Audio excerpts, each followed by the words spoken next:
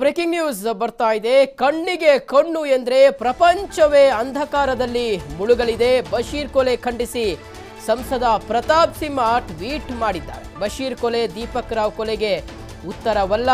Hindu Muslim ಶಾಂತಿ ಸಭೆ ನಡೆಸುವ ಸಮಯ ಬಂದಿದೆ. ಕೂಡಲೇ ಸರ್ಕಾರ ಶಾಂತಿ ಸಭೆಯನ್ನ ನಡೆಸಬೇಕು.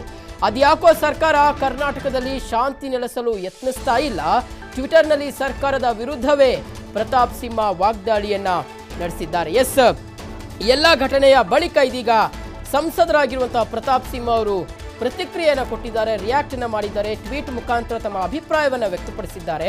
ಕಣ್ಣಿಗೆ ಕಣ್ಣು ಎಂದರೆ ಪ್ರಪಂಚವೇ ಅಂಧಕಾರದಲ್ಲಿ ಮುಳುಗಲಿದೆ ಅನ್ನುವಂಥ ಒಂದು ಅಭಿಪ್ರಾಯವನ್ನು ವ್ಯಕ್ತಪಡಿಸಿದ್ದಾರೆ.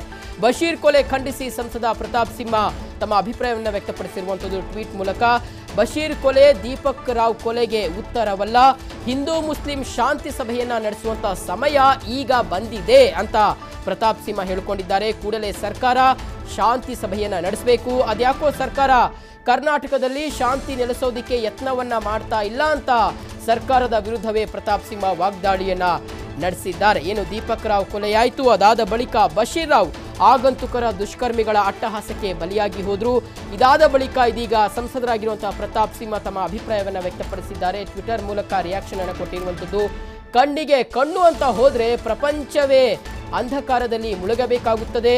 ಬಶೀರ್ ಕೊಲೆ ಖಂಡಿಸಿ ಸಂಸದ ಪ್ರತಾಪ್ ಸಿಂಹ ಟ್ವೀಟ್ ಅನ್ನ ಮಾಡಿದ್ದಾರೆ. ಬಶೀರ್ ಕೊಲೆ, ದೀಪಕ್ ರಾವ್ ಕೊಲೆಗೆ ಉತ್ತರವಲ್ಲ, ಪ್ರತೀಕಾರವಲ್ಲ.